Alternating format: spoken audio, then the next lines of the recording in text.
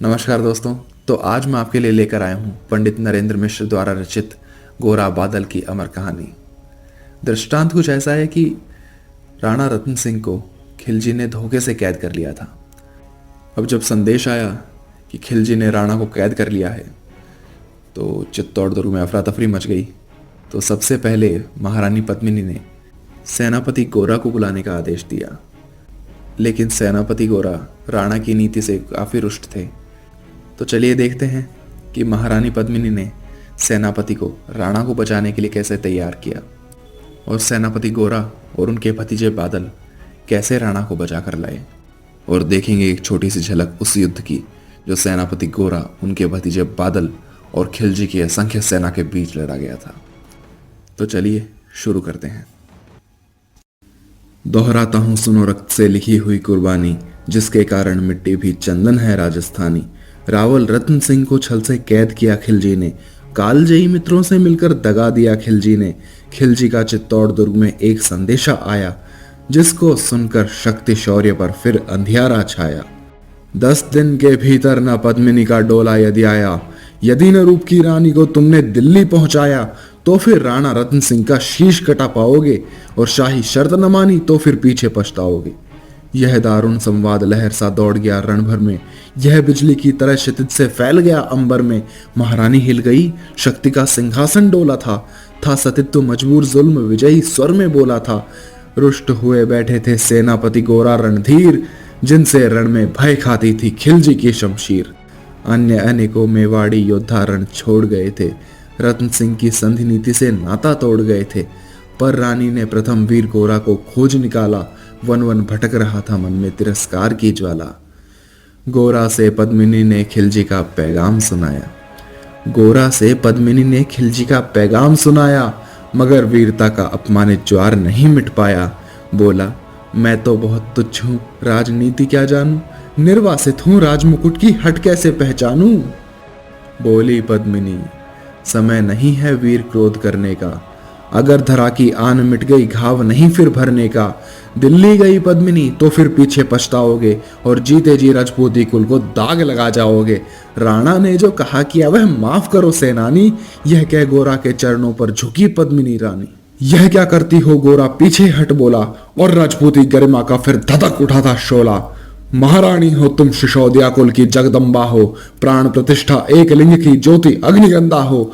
जब तक गोरा के कंधे पर दुर्जय शीश रहेगा, महाकाल से भी राणा का मस्तक नहीं कटेगा। तुम निश्चिंत रहो महलों में और देखो समर भवानी, और खिलजी देखेगा केसरिया तलवारों का पानी।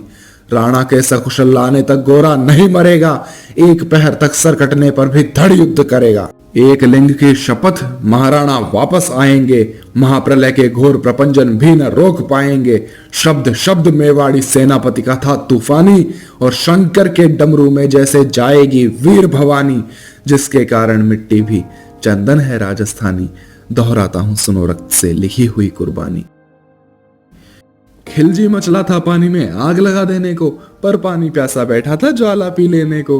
गोरा का आदेश हुआ सज गए 700 डोले, और बांकुरे बादल से गोरा सेनापति बोले, खबर भेज दो खिलजी पर, पद्मिनी स्वयं आती है, अन्य 700 सखिया भी वह साथ लिए आती है। स्वयं पद्मिनी ने बादल का कुमकुम तिलक किया था, दिल पर पत्थर रखकर भीगी आंखों से विदा किया था। और 700 सैनिक जो यम से भी भिड़ सकते थे, हर सैनिक सेनापति था, लाखों से लड़ सकते थे। एक एक कर बैठ गए, सज गई डोलियां पल में, मर मिटने की होड़ लग गई थी मेवाड़ी दल में। हर डोली में एक वीर था, 4 उठाने वाले, पांचों ही शंकर के गण की तरह समरमत वाले। बजा कूंच का शंख, सैनिकों ने जयकार लगाई, हर हर महादेव की ध्वनि से दशो दिशा लहराई। गोरा बादल के अंतस में जगी ज्योति की रेखा, मातृभूमि चित्तौड़ दुर्ग को फिर जी भर कर देखा। कर अंतिम प्रणाम घोड़ों पर चढ़े सुभट अभिमानी, कर अंतिम प्रणाम घोड़ों पर चढ़े सुभट अभिमानी। देशभक्ति की निकल पड़े लिखने वो अमर कहानी, जिसके कारण मिट्टी भी चंदन है राजस्थानी। दोहराता हूं सुनो रक्त से लिखी हुई कुर्बानी। जा पहुंची डोलियां एक दिन खिलजी की सरहद में, उधर दूत भी जा पहुंचा खिलजी के रंग महल में। बोला, शहंशाह पद्मिनी मलिका बनने आई है, रानी अपने साथ हुस्न की कलियां भी लाई है, एक मगर फरियाद उसकी फकत पूरी करवा दो, रावल रतन सिंह से केवल एक बार मिलवा दो। खिलजी उछल पड़ा, कह फौरन हुक्म दिया था, बड़े शौक से मिलने का शाही फरमान दिया था। वह शाही फरमान दूत ने गोरा तक पहुंचाया। गोरा झूम उठे, उस क्षण बादल को पास बुलाया। बोले, बेटा वक्त आ गया है अब कट मरने का, मातृभूमि मेवाड़ धरा का दूध सफल करने का। यह लोहार पद्मिनी भेष में बंदी रह जाएगा, केवल 10 डोलियां लिए गोरा पीछे से धाएगा। यह बंधन काटेगा, हम राणा को मुक्त करेंगे, घुड़सवार कुछ उधर आड़ में ही तैयार रहेंगे। जैसे ही राणा आए वो सब आंधी बन जाएं और उन्हें चित्तौड़ दुर्ग पर वे सकुशल पहुंचाएं। अगर भेद खुल जाए वीर तो पल की देर न करना, और शाही सेना आ पहुंचे तो बढ़कर रण करना।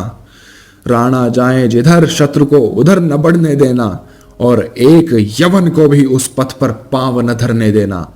मेरे लाल लाडले बादल आन न जाने पाए, तिल तिल कट मरना मेवाड़ी मान न जाने पाए। ऐसा ही होगा काका, राजपूती अमर रहेगी, बादल की मिट्टी में भी गौरव की गंध रहेगी। तो फिर आ बेटा बादल, सीने से तुझे लगा लूं, हो न सके शायद अब अंतिम लाड लड़ा लूं। यह कह बाहों में भरकर बादल को गले लगाया। धरती कांप गई, अंबर का अंतस मन भर आया। सावधान, कह पुनः पथ पर बढ़े गोरा सेनानी। पोंछ लिया जट से मुड़कर बूढ़ी आंखों का पानी। जिसके कारण मिट्टी भी चंदन है राजस्थानी, दोहराता हूं सुनो रक्त से लिखी हुई कुर्बानी। गोरा की चातुरी चली, राणा के बंधन काटे, छांट छांट कर शाही पहरेदारों के सर काटे। लिपट गए गोरा से राणा, गलती पर पछताए, सेनापति की नमक हलाली देख नयन भर आए। पर खिलजी का सेनापति पहले से ही शंकित था। वह मेवाड़ी चट्टानी वीरों से आतंकित था। जब उसने लिया समझ पद्मिनी नहीं आई है, मेवाड़ी सेना खिलजी की मौत साथ लाई है। पहले से तैयार सैन्य दल को उसने ललकारा। निकल पड़ा टिड्डी दल, रण का बजने लगा नगाड़ा। दृष्टि फिरी गोरा की मानी, राणा को समझाया, रणमत वाले को रोका, जबरन चित्तौड़ पठाया। राणा चले तभी शाही सेना लहरा कर आई।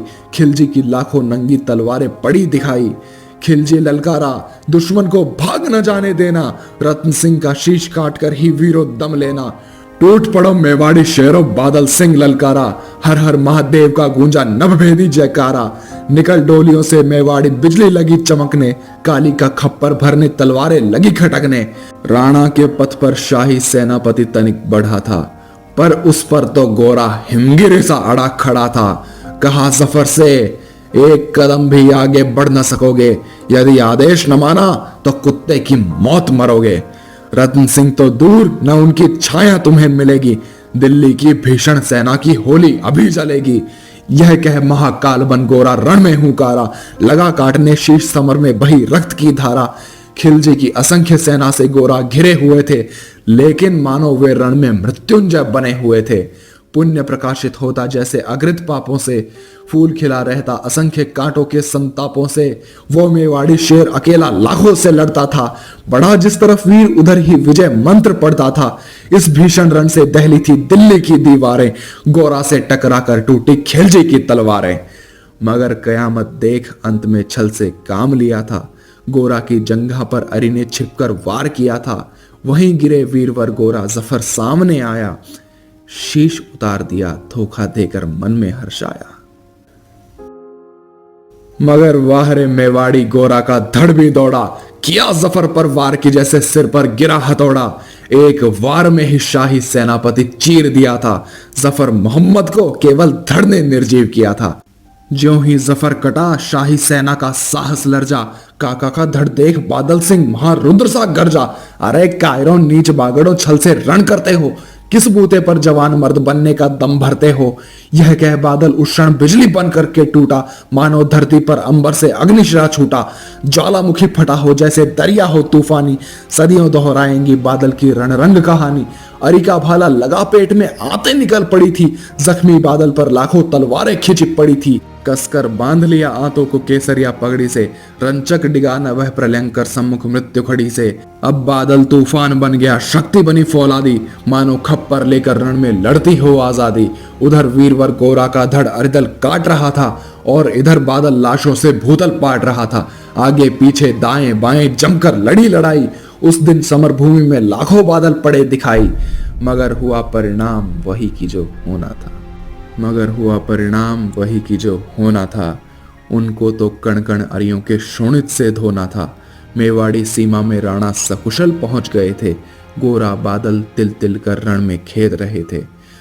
एक एक कर मिट गए सभी मेवाड़ी वीर सिपाही, रतन सिंह पर लेकिन रंचक आंच न आने पाई। गोरा बादल के शव पर भारत माता रोई थी, गोरा बादल के शव पर भारत माता रोई थी। उसने अपनी दो प्यारी ज्वलंत मणियां खोई थी। धन्य धरा मेवाड़, धन्य गोरा बादल परिदानी, जिनके बल से रहा पद्मिनी का सतित्व अभिमानी, जिसके कारण मिट्टी भी चंदन है राजस्थानी। दोहराता हूं सुनो रक्त से लिखी हुई कुर्बानी।